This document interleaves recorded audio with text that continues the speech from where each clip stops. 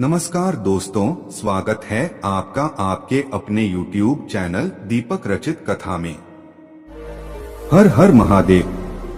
देखे पितृपक्ष के बहुत ही विशेष दिन चल रहे हैं और इन विशेष दिनों में कल पड़ने वाले बुधवार के दिन आपको सिर्फ 2 हरी इलायची से शिवलिंग के सामने कुछ ऐसे विशेष उपाय करने हैं जो आपके व्यापार से संबंधित समस्या को समाप्त करने के लिए हैं।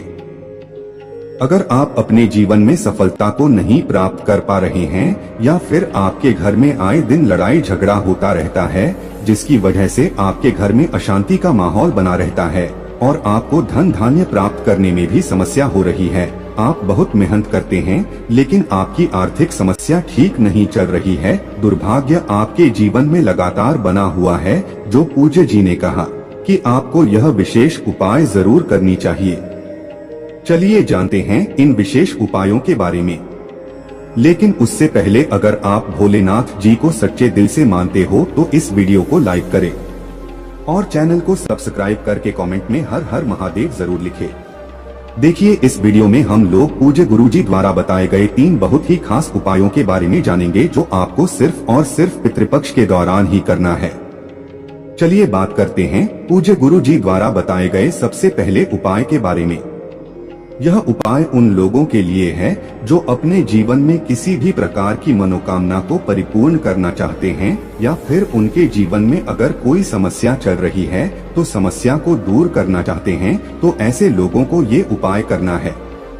देखिए, इस उपाय के लिए आपको 2 हरी इलायची ले लेनी है। आपको ध्यान रखना है कि इलायची हरी ही होनी चाहिए।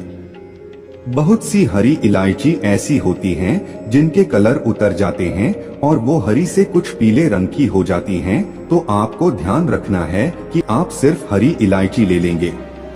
फिर इसी के साथ आपको एक दीपक ले लेना है। इस दीपक में आपको घी का इस्तेमाल करना है और साथ ही साथ इसमें आप गोल रुई की बत्ती का प्रयोग करेंगे। आप सिर्फ ये 2 सामग्री लेकर आपको शिवालय पहुंचाना है। गुरुजी के अनुसार ये उपाय बुधवार के दिन भी कर सकते हैं, शुक्रवार के दिन भी कर सकते हैं और रविवार के दिन भी कर सकते हैं।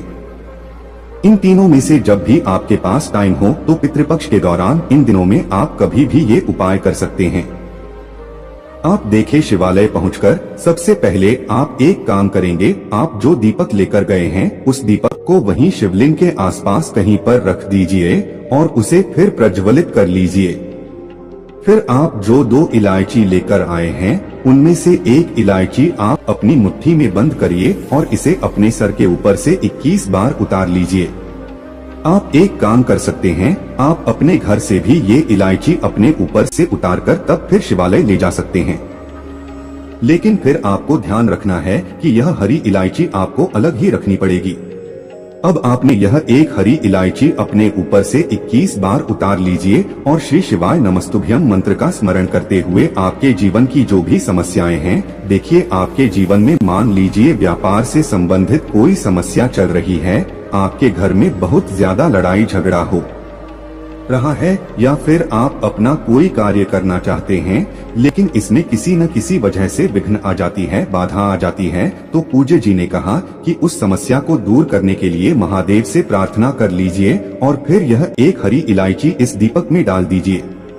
इसके बाद दूसरी हरी इलायची आप अपने हाथ में रखिए और शिवलिंग के सामने बैठकर ही आप कम से कम 11 बार या 21 बार या 51 बार या 108 बार, जितनी बार भी आपके पास टाइम उतनी बार आप श्री शिवाय नमस्तुभ्यम या फिर ओम नमः शिवाय और या फिर नमः शिवाय, तीनों में से जो भी मंत्र आप स्मरण करना चाहे, जिस भी मंत्र का जाप करना चाहे उस मंत्र का जाप कर लीजिए और फिर ये दूसरी हरी इलायची आप शिवलिंग कर दीजिए।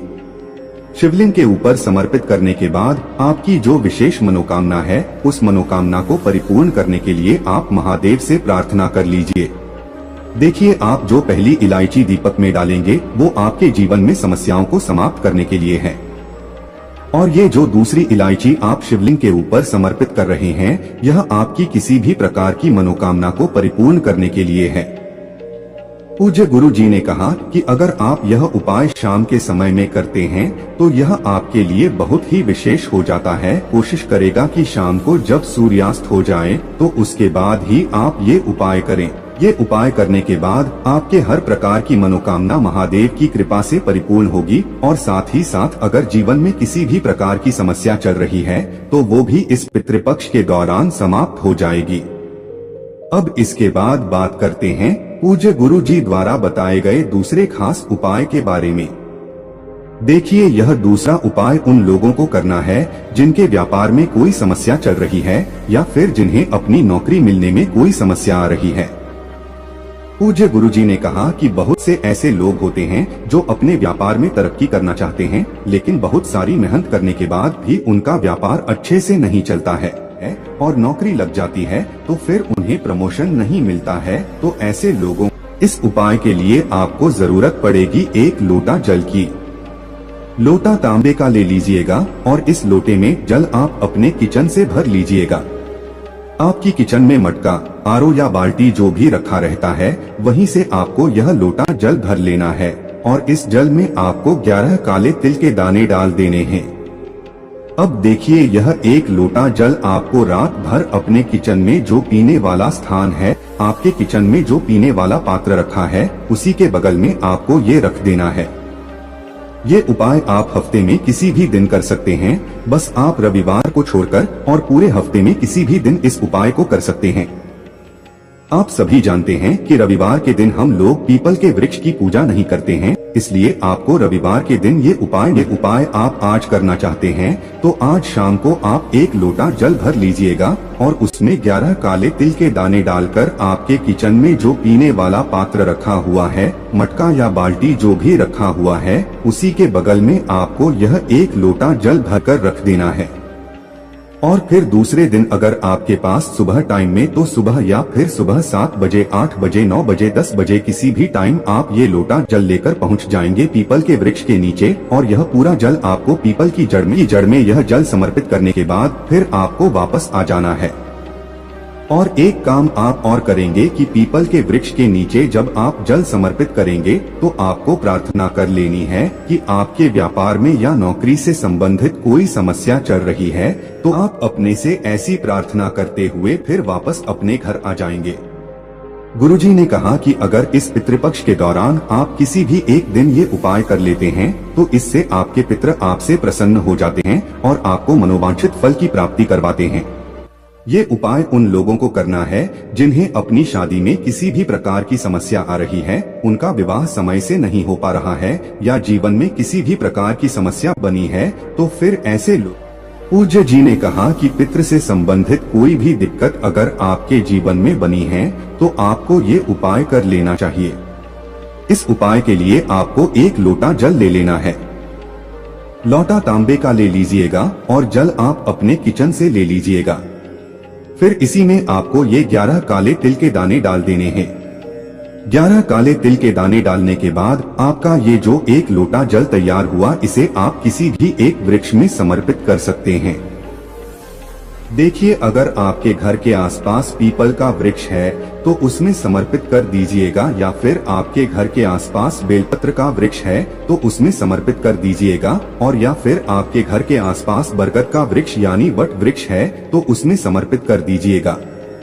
अगर ये तीनों वृक्ष आपके घर के आसपास है तब तीनों वृक्ष में भी आप समर्पित कर सकते हैं और या फिर किसी भी एक वृक्ष में आप समर्पित कर सकते हैं। जल समर्पित करते हुए आप ओम पितृ देवताय नमः इस मंत्र का स्मरण करते जाएंगे और फिर उसके बाद वापस अपने घर आ जाएंगे। पूज्य गुरुजी ने कहा कि इस पितृपक्ष के दौरान अगर हम इस विशेष उपाय को कर लेते हैं तो हमारे जीवन से पितरों की वजह से अगर कोई समस्या चल रही है तो उसमें हमें बहुत शीघ्रता से आराम मिलता है। इसी के साथ पूज्य गुरुजी ने अपनी शिव महापुराण की कथा में एक बहुत ही विशेष बात बताई। गुरुजी ने कहा कि अगर आपके पूरे परिवार के प्रत्येक सदस्य एक लोटा जल नहीं चला पाते हैं तो कोई एक व्यक्ति भी अगर एक लोटा जल चढ़ा देते हैं तो उसका पुण्य पूरे परिवार को मिलता है। एक लोटा जल नहीं चढ़ा पाते हैं तो सिर्फ मंदिर जाकर वहाँ का निर्माल्य साफ कर देते हैं। शिवालय जाकर अगर हम सिर्फ झाड़ू लगा देते हैं तो हमें जल चढ़ाने से 2 गुना ज्यादा पुण्य की प्राप्ति हो जाती है। इसलिए अगर आप लोग एक लोटा जल न चला पाए तो पूरे दिन में किसी भी समय शिवालय जाकर वहां झाड़ू लगा दें या फिर वहां का निर्माल्य साफ कर दें। शिवलिंग के आसपास जो भी इधर उधर का सामान पड़ा हुआ हो उसको आप हटाकर कहीं यह पन्नी में रख दें। तो पूज्य गुरु जी कहते हैं कि इसका पुण्य भी हमें एक लोटा जल चढ़ाने से भी अधिक प्राप्त होगा।